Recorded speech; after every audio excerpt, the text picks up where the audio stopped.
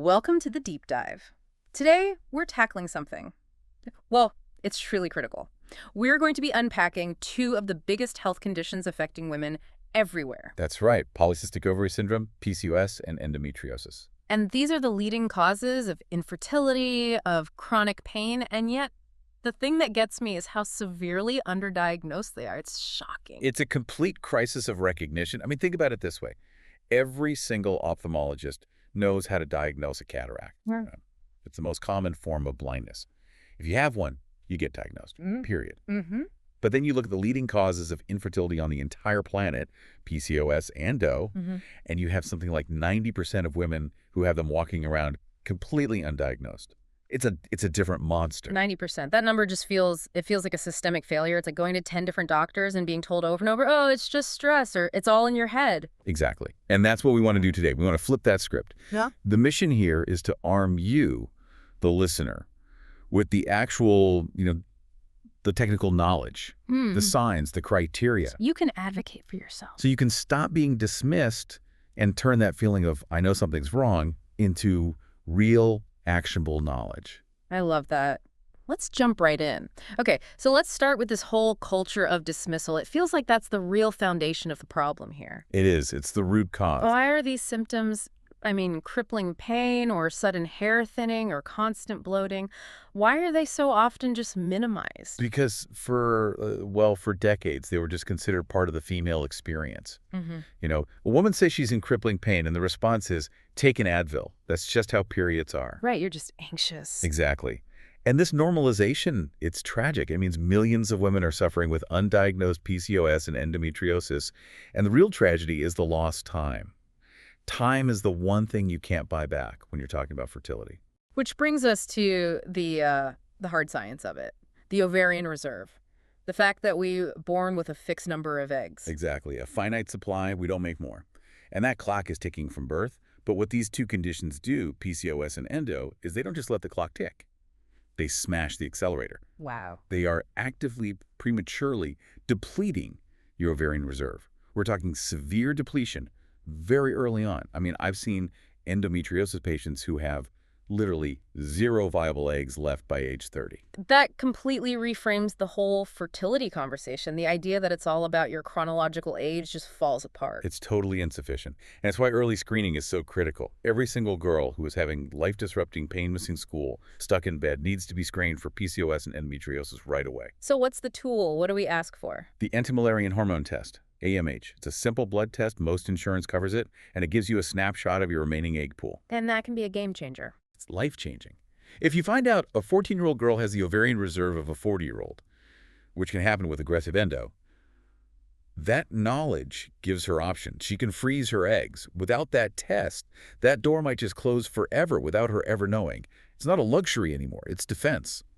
Okay, let's dig into PCOS specifically now. This is the most common hormone disorder in women of reproductive age. We're talking, 15% of women in the U.S.? A huge chunk of the population. And again, with 70 to 90% of them being undiagnosed, it's staggering. So we need to know what to look for. Absolutely. We use what's called the modified Rotterdam criteria. Yeah. And here's the key thing. You only need 2 out of 3 of these for a diagnosis. Okay, only 2. First one is high androgen symptoms. This is the physical evidence of excess male hormones. So facial hair, body hair, severe acne, really oily skin, or that male pattern hair thinning on your scalp. Right. And here's the part a lot of doctors miss. Your testosterone does not have to be high on a blood test. If the physical symptoms are there, that's enough. That box is checked. That is a crucial detail. What's number 2? Number 2 is ovulation dysfunction, basically irregular periods. If your cycles are longer than 35 days, or if you're having fewer than 8 periods a year, that's a big sign that you're not ovulating consistently. Makes sense. And the third? The third is a 2-parter. It's either PCOS ovaries on an ultrasound or a high AMH. On the ultrasound, the ovary has this classic string of pearls look. That's 20 or more little follicles. And you said they're not really cysts. Not at all. It's a terrible name. They're arrested follicles. But now, you don't even need the ultrasound. If your AMH level is high, and we usually consider above 6 to be high, that can satisfy this third criterion all by itself. Okay, that is a huge light bulb moment for me. Because we're always told high AMH is great news. It means you have tons of eggs. Right. But in this context, it's actually bad news. It's falsely reassuring. Why is that? Think of it like a huge traffic jam. The high AMH number just reflects the sheer quantity of all those tiny follicles that are stuck. They're arrested. They never mature enough to ovulate. And because they're marinating in this high androgen, high inflammation environment. The quality of the eggs is probably poor. Exactly. The quality is often compromised, even though the count looks fantastic on paper. So if you meet 2 of those 3, you have PCOS. Let's get into the why. What's actually going wrong in the body? You call them the pillars of PCOS dysfunction. Yes, and there are 4 of them. And they all feed into each other, creating this systemic chaos. The first pillar is the brain-ovary axis. Okay. The pulses from your brain that regulate your cycle, the GnRH pulses, they start firing way too fast. This messes up the ratio of 2 key hormones, LH and FSH. LH becomes twice as high as FSH. And what does that high LH do? It basically screams at the ovaries to pump out way too many androgens. And those androgens are what block the follicles from actually growing and ovulating. The signal is broken at the source. And that leads right into the second pillar, which you said is the core issue. It really is. Insulin resistance. This affects up to 80% of PCOS patients, and this includes lean patients. You don't have to be overweight. Right. High androgens make you more insulin resistant. But then the high insulin that results from that goes back to the ovaries and tells them to make even more androgens. It's a perfect vicious cycle. Wow, they just keep making each other worse. What's pillar 3? Chronic inflammation and visceral fat. So with all that insulin resistance, your body can't handle sugar properly, so it stores it as fat. Specifically, visceral fat, the dangerous kind around your organs. And that fat is metabolically active. It pumps out inflammatory factors, which worsens insulin resistance and tells the ovaries to make, you guessed it, More androgens. more androgens. And the final pillar is genetics and epigenetics. This is genetic loading for sure. You often see a family history of diabetes or obesity, but it's your lifestyle, stress, diet, sleep that pulls the epigenetic trigger and sets the whole cascade off. That breakdown makes it so clear why just prescribing a birth control pill isn't enough. It's like putting a Band-Aid on a 4-alarm fire. Absolutely. The pill just masks the symptoms. It does nothing for the underlying metabolic disaster. The real foundation of treatment is targeting that insulin sensitivity. So lifestyle first, diet, exercise. Yes, and it doesn't have to be extreme. Even a quick 10-minute walk right after a meal can make a huge difference in your glucose spike. What about medications? You mentioned metformin needs a specific dose. Yeah, this is key. A lot of women get a low dose, like 500 milligrams once a day, and it just doesn't touch the sides. To really fight the insulin resistance in PCOS, you often need higher doses, like 750 milligrams or even 1,000 milligrams twice a day. Are there supplements that can help too? Absolutely. Vitamin D is great. Wild mulberry leaf is fascinating. It can block about 40% of carb absorption. But the one I really want to highlight is inositol. I've heard of that one. But you have to get the right kind. You need a combination of myo-inositol and a chiro-inositol, and this is critical. It has to be in a 40-to-1 ratio. That specific ratio is what your body needs to improve insulin signaling and egg quality. Generic inositol won't cut it. That 40-to-1 ratio is such an important detail. So once the metabolic side is getting better, what's next for someone trying to conceive? Then you can bring in the ovulation induction tools, like letrozole. It has a great success rate, around 60 to 70%. But honestly, the most proactive thing any woman with PCOS can do is consider egg freezing before she hits 30. Even with that high AMH. Especially with that high AMH. We know now that count is misleading. Bank those eggs early while the quality is still at its best. It's the best insurance policy you can get. Let's shift gears now to endometriosis, the evil sister, some people call it. Yeah, that's a good way to put it. We hear about these diagnosis delays of 9 to 11 years. Why on earth does it take so long? Because the pain is constantly dismissed as just bad cramps. Yeah. And when they do an initial ultrasound, it often looks totally normal. So patients end up seeing, on average, 5 to 10 doctors before someone finally listens. It's infuriating.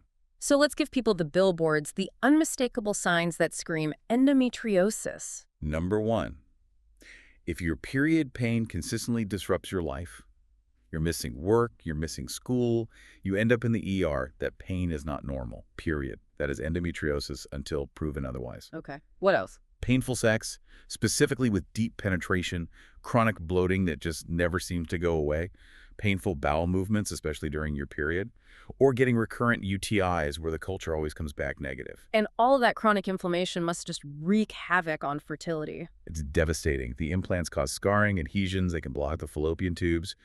But the inflammation itself is toxic. It damages egg quality and creates this hostile environment in the pelvis, which raises the risk for miscarriage and ectopic pregnancy. So if a normal ultrasound isn't enough, what's the path to a real diagnosis? The gold standard for both diagnosis and treatment is laparoscopic excision surgery. And you made a point about excision versus ablation. A critical point.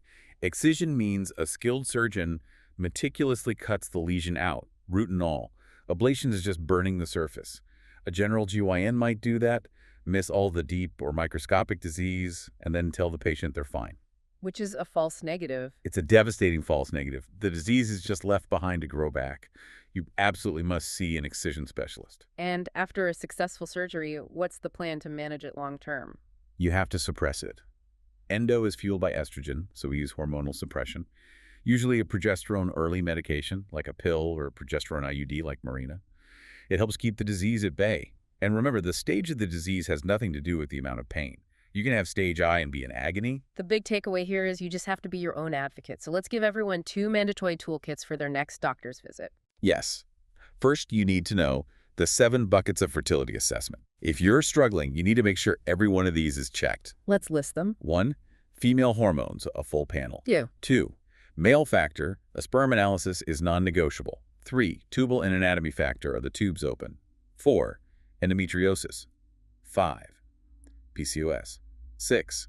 Adenomyosis. Wait, adenomyosis? How is that different from endometriosis? Think of it as endo's internal sister. Endometriosis is tissue outside the uterus. Adenomyosis is when that tissue grows into the muscle wall of the uterus itself. It causes incredibly heavy, painful, clotty periods. And number 7. Autoimmune conditions. Especially for recurrent miscarriage, you have to run a full autoimmune panel.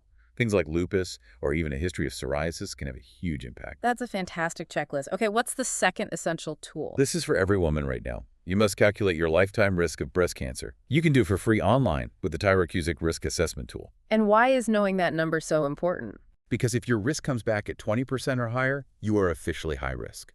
And that changes everything. The guidelines for you are no longer to start mammograms at 40. They were to start comprehensive imaging mammograms, ultrasound A&D, and MRI at age 30. That's a full decade earlier. A critical decade. And for insurance to cover that MRI, your doctor has to write on the order, lifetime risk 20% or more. Knowing that number can literally save your life. So really, a true well-woman exam should include an annual AMH, a pelvic ultrasound, and knowing your cancer risk. That should just be the standard of care. It is the care you deserve, yes. So today, we've really armed you with actionable steps. From demanding an AMH test to understanding that 40-to-1 inositol ratio, to recognizing the billboards for endo and knowing your lifetime breast cancer risk. The culture of dismissal is easy. Yeah. It's just so deeply entrenched. And the only way we can force change is through education and advocacy. You have to trust your gut. You have to believe your symptoms are real. And if a doctor ever tells you you're crazy or it's all in your head, just remember this. 99% of the time, when a woman says something is wrong with her body, something is wrong. That is a powerful truth to end on. So our final thought for you is this.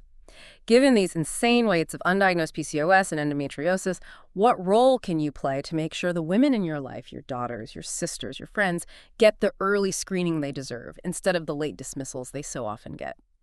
Thanks for taking this deep dive with us.